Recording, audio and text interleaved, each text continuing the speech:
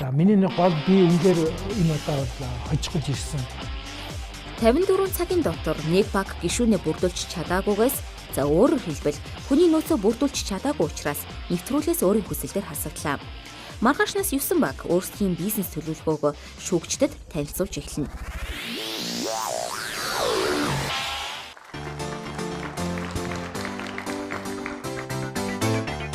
Багууд дарааллаа одоогоор мэдж байгаа. Бас дээрэс нь 5 минут, зөвхөн 5 минутын дотор өөрийнхөө бизнес хөрөнгө оруулалт авч чадах уу?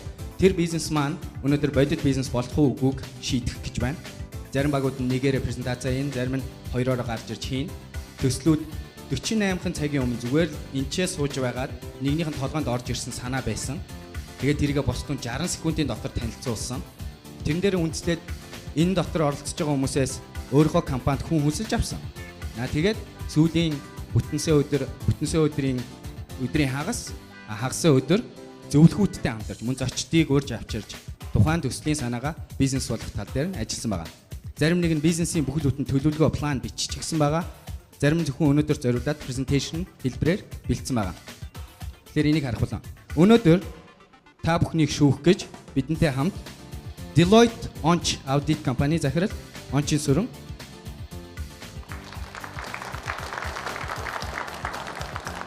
UMC Alpha компанийн гүйцэтгэх захирал Наран Жаргал, JCA байгууллагын дэлхийн санхүүч Алтан Багна,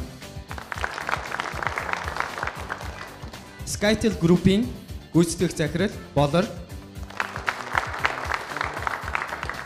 BDO Partners Advisory Service-ийн захирал Яир Пора. За тэгэхээр 5 шүүгчтэй байгааг ойлгож байгаа бах. Шийдвэр хурдан гарна гэж бодож байна. Бүх багууд презентацаа тавьсны дараа шүүгчд маань 15 минут өөрсдөө хоорондоо ярилцаад чагналыг гардуулах болно. Яа тэгэхээр эхний багаа өрье. Бид лабораторид нэр аль хэдийн бодоод олсон байгаа. Independent Laboratory Service. Мэдээж бид хүчтэй өрсөлдөгч байхын тулд энэ лаборатори маань орчин үеийн бүх тоног төхөөрөмж, менежмент, програм хангамж IT дээр суурилсан байна. Энэ бол LIMS Laboratory Information Management System. Мөн бид энэ зах зээл дээр хүчтэй өрсөлдөгч байхын тулд бид үннийг хэлэхийн тулд бид нэр олон улсын лабораторид тавигддаг чанарын удирдлагын тогтолцоог хэрэгжүүлсэн байх ёстой. Энэ бол ISO 17025. За энэ доор нь бидний бизнесийн үндсэн концептэнд байж байна. Бид юу хийх вэ? Бид хоёр чиглэлийг үндсэн үйл ажиллагааныхаа чиглэл болгож сонгосон байгаа. Нэг нь хүнсний сорилт шинжилгээний лаборатори. За энд бол бид 4 хүнсний шинжилгээ хийдэг л бол заавал хийж явах ёстой 4 багц шинжилгээг авсан байгаа. За энэ бол ингээд дотор нь ингээд татсан байгааг та харж байна. Нөгөө чиглэл нь бол маш чухал. Энэ бол консалтинг үйлчилгээ, бизнес хүнсний аюулгүй байдлын талаар хэрэглэгчдэд, засгийн газарт, хүнс үйлдвэрлэгчдэд зөвлөгөө өгөх, хэрэглэгчдийн мэдлэг боловсролыг дээшлүүлэх энэ чиглэлтэй. За тэгвэл манай зах зээл юу вэ гэж? Хөндлөнгийн бие даасан лабораторийн зах зээл. Тэгэхээр хуулинд болон олон улсад нэг хэл зүг байдаг. Хүнсний гинжин хэлхээ. Хүнсний гинжин хэлхээ гэж юу байдаг? Энэ дээр тал гарсан байна. Фермерээс ахуулаад хэрэглэгч хүртэх энэ бүх замыг гэх юм уу тийм ээ? Тээвэрлэлт орж ийн, хадгалалт орж ийн, үйлдвэрлэл орж ийн, худалдаа орж ийн, хоол үйлдвэрлэж ийн, аваачаа чирээн дээр тавьж ийн. Энэ бүх замыг хүнсний гинжин хэлхээ гэж байна. Энэ гинжин хэлхээнд ажиллаж байгаа бүх хүнс үйлдвэрлэгчд манай үйлчлүүлэгч байх болцоотой.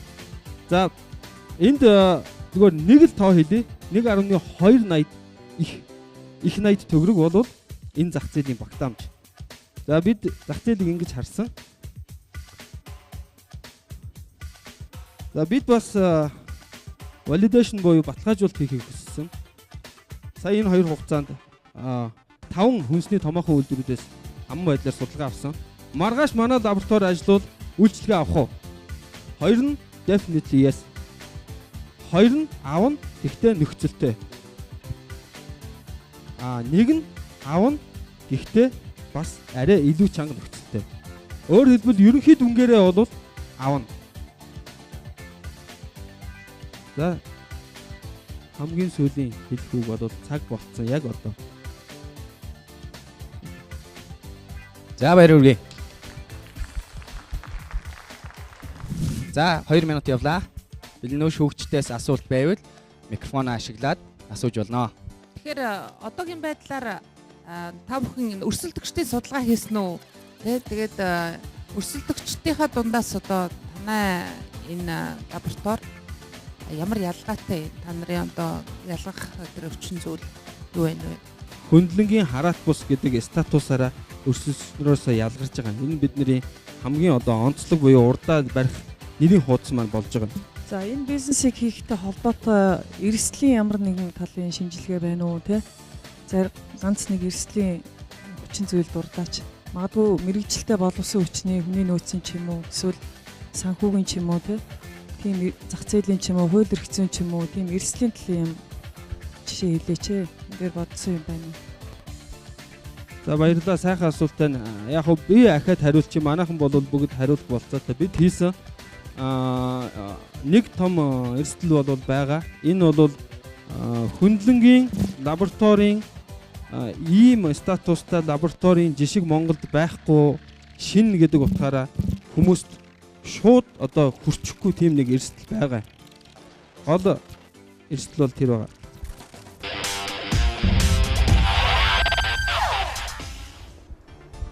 За бүгд нь орой минь. Манай багийн хувьд анхны дэвшүүлсэн санаа бол хувийн туслах үйлчилгээг тухайн туслах үйлчилгээ хэрэгцээтэй хүмүүст нь зуучлах явдал байсан. Харин менторуудын туслалцаатайгаар зөвлөгөөний үр дүнд бид бүхэн зөвхөн орчуулгын буюу нэг фокуслсан тухайн үйлчилгээг бид бүхэн зуучлаа гэсэн шийдэлээр хүрээд энийг веб системээр одоо шийдвэрлэх энэхүү төслийг танилцуулах гэж байна. За асуудлыг товч танилцуулна. Хэрэгцээ шаардлагыг хэрхэн судалснаа бас та бүхэн танилцуулна. За Mongolian Translators CGM сайтын талаар. За мөн та бүхэнд маш тааруу тийм орчуулгатай тохиолдчихсан тийм явдлууд зөндөө байгаа тийм үү. За хадам ээж гэж үгийг орчуулжээ. Хад гэдэг rock, mouth, mother гэдэг. Энэ бол тийм зүгээр фан болгож та бүхэнд харуулж байгаа зүйл. За өндөр хөгжилтэй орнууд гэдгийг tall funny beds гэж орчуулсан. Энэ хэдийгээр маш одоо хөгжилтэй гэмээр инээдтэй зүйл боловч бид маш хариуцлагатай, маш хугацаа тулсан тохиолдолд энэс бид нар инех тийм асуудал огтхонч биш. Тийм учраас бид бүхэн энэ асуудлыг ийм асуудал байгааг олж хараад энийг шийдвэрлэхийн тулд төслөө боловсруулсан 84 хүний хүнээс бид бүхэн онлайнаар 2 хоногийн турш судалгаа авсан байгаа. За ерөнхийдөө эхний асуултаар бол бид бүхэн яаралтай орчуулгын үйлчлэгээ хэрэг болвол хаашаа ханддаг вэ гэсэн асуултанд хөвчлэн орчуулгын төвчөөр орох юм уу? Альсгүй бол найз нөхөд танилуудад ханддаг гэсэн ба. За орчуулга хэлэхэд олон төрлийн цаад бэрхшээл тулгардыг одоо судалгаагаар гаргаж ирсэн байна. Ажлын бус цагаар орчуулгын төвчөөнүүд хаадаг. Өсөн орчуулга яг хийлгэх тэр боломжтой олддгүй гэх зэрэг. За сайн мэдгүйнээс орчуулгын үйлчлэгээ аваад хохирсон хүмүүс бас байна. Орчуулга хийлгээд сэтгэлдэнд хараагүй өрнө төлбөрөө буцааж авч чаддгүй. Эсвэл хугацаа тулгаж өгөөд хугацаа алдаад одоо өөр хүнд орчуулах боломжоо алддаг юм уу.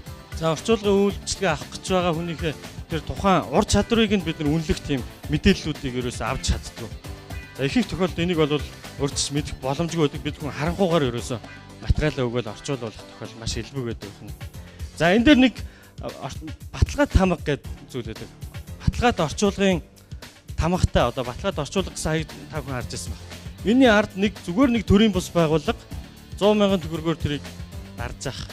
Энэ зүгээр нэг жишээ гэж байна. Энд бас бидний итгэл нөгөө орчуулгын материалаа өгөөл бас хохирж байдаг. За бид бүхэн харин судалгааны энэ хэсэгт гадаад хэлний хэрвээ та мэдлэгтэй бол та чөлөө цагаа ашиглаад яг байгаа газраасаа нэмэлт орлого олохыг хүсэж байна уу? Бид бүхэн таг ийм боломж олохыг. Үүн 59% буюу ихэнх нь одоо тим гэж хариулсан. Харин тим гэж хариулсан хүмүүсээс дараачийн асуулгууд явсан байгаа. За гадаад хэлний мэдлгүүдийг бөглүүлсэн 46% нь англи гэх мэтчлэн одоо орон орны хэлтэй хүмүүс хамрагдсан байна. За занаас орчуулгын ажил хийхээр бол ямар хэмжээний цаг зарцуулж болох вэ гэсэнд энд ажлын бус цагаар гэж 57% нь өгсөн байгаас дүгнэхэд тийм ээ цалинтай хэрнээ нэмэлт орлого олох бас тийм хүсэл сонирхол байгааг энэгээр илэрхийлж байгаа болоо гэж бодож байна. За мөн одоогоор яг амьдарч байгаа тэр локейшн буюу одоо Монгол улсад 33%, бусад орноос бас манай төсөл юунд судалгаанд хүн амрагдсан байна. За цаашаа. За зах зээлийн багтаамж энэ орчуулгын зах зээл дээр байна уу гэж судлаад үзэхэд 270 орчуулгын товчоо яг тогтмол үйл ажиллагаагаа явж байгаа бүртгүүлсэн байна. Дундаж орлого нь судлаад үзэхэд 7 сая орчим төгрөг дунджаар гарч ирж байна. Үүнийг үржүүлээд үзэхэд тэр бом 860 сая төгрөг харагдаж байгаа. За цаашаа. За бидний хийх гол зүйл хүнд яаж хэрэгтэй байх вэ гэхээр нэгдүгээр орчуулгын товчоонуудыг бид бүхэн энэ системд маш дэлгэрэнгүйгээр бүх үзүүлэлтийн датаг нь бид бүхэн мөн бас зарим тохиолдолд тестийн аргаар болон тэр тухайн бичиг баримтуудыг нь баталгаажуулж оруулах байгаа. Түүнээс гадна өнцөг булан бүрт, дэлхийн өнцөг булан бүрт байгаа орчуулгын ажил хийх боломжтой хүмүүс өөрсдөө бас анкетад оруулах байгаа. Тэдгээр анкетыг оруулж байгаа хүмүүс маань хаана ямар ажил хийдэг хүн байж болно тийм ээ. Үүнийг бид манай вебсайт маань маш нарийн customized тийм профайлын дагуу За цаг дууссан байна. Эрүүргээ. Тэгэхээр Mongolia Translator баг төдийгүй өмнөх баг дээр ч гэсэн бид нар нэлээд товчхон зарим нэг зүйлийн талаар их дэлгэрэнгүй танилцуулсан зүйлүүдийг харлаа. Тухайлбал одоо төрүүчийн баг дээр бүтээгдэхүүний талаар голдуу ярьсан бол энэ тохиолдолд одоо голдуу хэрэглэгчийн судалгааг ярьлаа. Тэгэхээр бизнесийн төсөл бол өөрийн гэсэн нэг хөрөнгө оруулалтын төсөл төр тусмаа өөрийн гэсэн ээж бүрдэлтэй байдаг. Тэр дотроо тухайн бизнесийн санаа, концепт, яг дизайн, за тэгээд өрсөлдөгч болон хэрэглэгч, за хэрэглэгдэх технологи болон үйл ажиллагааны талаар мөн өрсөлдөөний давуу тал, за менежментийн авч явах баг, за тэгээд хөрөнгө оруулалтын өгөөжийг тооцсон судалгаа гэсэн иймэрхүү ээж бүрдлүүд одоо голчлон агуулгах хэрэгтэй болоо гэж бодож байна. Тэгэхээр танай багийн хувьд одоо хэлж амжаагүй яг энэ бизнесийн төслийг үнэлэх хөрөнгө оруулагчдын зүгээс шаардлагатай нэг зарим нэг мэдээлэл, нэмэлт мэдээлэл өгөөч гэж. За бид шаардлагатай тоног төхөөрөмж болон офисын зардал бүх зарлуудаа тооцож үзээд мөн эхний 7 сарын турш бид зөвхөн веб бүтээх болон маркетинг нэвтрүүлэлтийн ажлууд хийгдэнэ. Тэр хугацаанд ажиллах тэр түрээсийн зарлаас ахуулаад бүх зарлуудыг тооцоод эхний орлого орж ирэх хүртэл хөрөнгө оруулагчийн зүгээс 62 сая төгрөг 283 мянган төгрөг одоо шаардлагатай гэж үзэж байгаа. Бид орлого олж эхэлснээрээ энэ нийт одоо энэ сая тэр бум 860 сая гэсэн зах зээлийн 881% руу бид бүхэн дайрах боломжтой гэж гаргасан. Энийг 10,000 сонголтын үр дүн гэж нэгэн аргачлалаар энэ орлогоо тодорхойлсон 211 сая төгрөгийн нийт борлуулалтыг хүмүүст хийж өгөх буюу энэний 18% шимтгэл бид бүхэн авахар судалгаа хийсэн ба тооцоо. Үүний бидний цэвэр ашиг 38 сая байж болохоор байгаа. Энэ бидний 881 гэдэг зах зээл маань цаашид өсөх бүрэн боломжтой.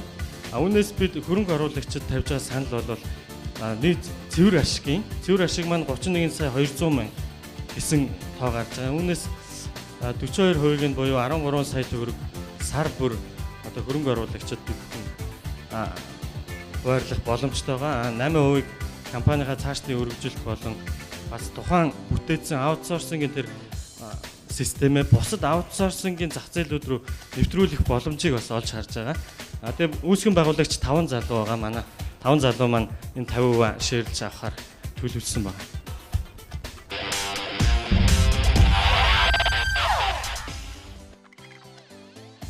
За та бүхний нэрээ амгалан айлтгая.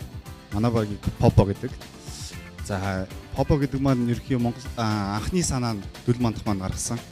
Эхэлж зургийг одоо та бид бүгдийн зурган дээр үлдсэн байгаа хүүхдүүдийн маань хайртай дотны хүмүүсийн маань зургийг принтлж гаргаад гадаадд дотоодд байгаа хэрэглэгч нарт угаагаад хүргэж өгөх үйлчилгээ байсан. Гэтэл энэ санаанууд маань бизнесийн зөвлөхүүд болон багийн хоорондоо ярьсаар арай жоох өргөн хүрээг хамарсан болж хувирсан байгаа. За бид юу хийх вэ гэхээр хол байгаа хоёр хосын хол байгаа, аав ээжээсээ хол байгаа, хүүхдүүдээсээ хол байгаа гэр бүлийг сэтгэлийг ойртуулах ерөнхий зорилготой.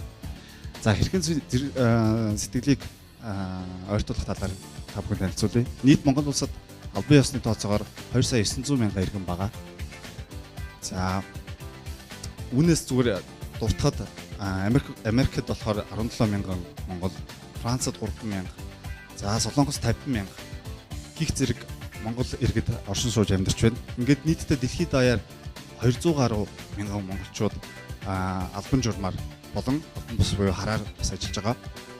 Тэгэхээр энэ 200,000 хүмүүс ямар асуудал тулгардаг гэхээр энэ хүмүүс гэрээсээ гэрт одоо Монгол улсад байгаа тэр дотны хүмүүстэй холбогдох шаардлага гардаг.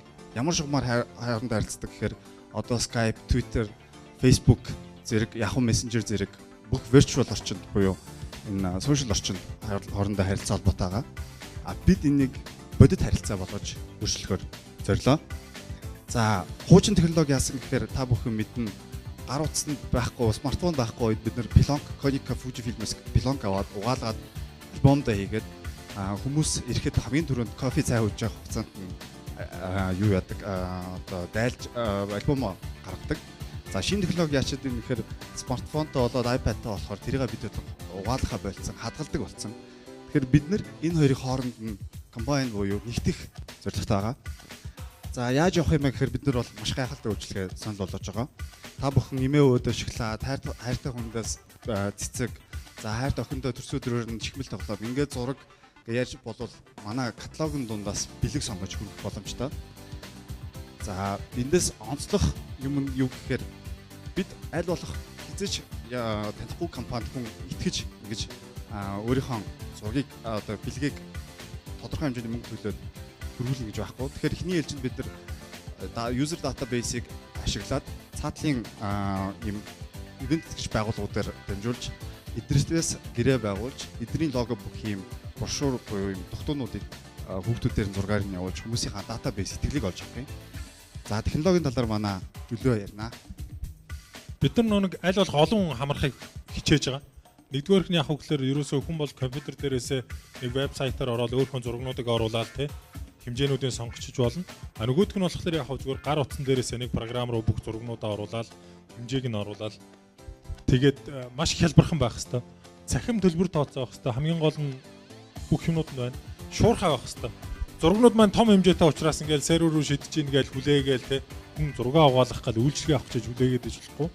Бас 24 цагийн туршид бид нэр зөвлөгөө тусламжийг өгчдөг. За мэдээж яг гэрт нь хүргээд өгнө. Хамгийн гол нь бид нар яг хөглөр баталгаажуулж байгаа. Тэ. Цэцэг авчлаа, шоколад авчлаа, авчиж өгсөн юм уу мэдэхгүй. Ямар юм очсныг энэ ч гэсэн бид нар мэдэхгүй байх үе байдаг. За энэ ажиллагаа маань захиалагч маань захиалгаа өглөө бид нар системээрээ дамжуулж хүлээж авна. Бид нар яг хөглөр туслан гүйцэтгэгчтэй өгнө. Энэ маань яг хөглөр цэцэг зардаг, баглаа хийдэг, зураг хэвлдэг нөхдүүд. Тэгээ бид нар буцааж аваад тэрийг нь яг хөглөр хүлээн авагч буюу эзэнд нь хүргэж өгөх юм байна. За бид нарт яг хөглөр принтер энэ бүх ямар ч нөөц хэрэг байхгүй. Бид нар зүгээр яг хөглөр яг тэр бүтээгдэхүүн нийлүүлдэг хүн хэрэглэгч хоёрыг дунд нь холбож өгөөд энэ үйлчлэгийг л маш сайн хийх юм байна. За баяр хүргэе.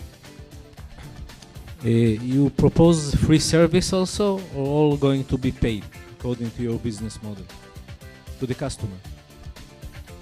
Танай үйлчлэгээ чинь хэрэглэгчдэд үнэгүй байх юм уу, тийм ээ? Эсвэл мөнгө олох одоо өөр янз бүрийн арга байгаа юу гэж. Бид нар нэг аль болох хэрэглэгчтэй хямд төсөөр үнэгүй хүргэж байгаа. Ямар ч байсан эхний ээлжинд бид нар нэг 1000 хүнд 3 ширхэг зургийг нэг ил захидалтай нь үнэгүй гэрт нь хүргээд өгчээ. Тэгээд итгэлийг нь олчих. Тэрнээс хойш болохоор мэдээж яг нэг 3 зураг угаалгаад гэрлүүгээ явуулчих гэсэн хүн бусад бараа бүтээгдэхүүнийг маань үзэж таарна те. Тэгнэ тэрнээс хойш яг хөглөр нэлээд олон хэрэглэгчтэй олон бүртгэлтэй болсон хойно яг гэрлүүгээ үнэгүй зураг явуулцдаг, үнэгүй юм явуулцдаг. Хамгийн гол нь дэр нь том компаниудын сурталчилгааг нь бид нар бас давхар хүргээд өгчдөг. Аль аль талдаа ашигтай тийм бизнес байж болох юм аа гэдэг.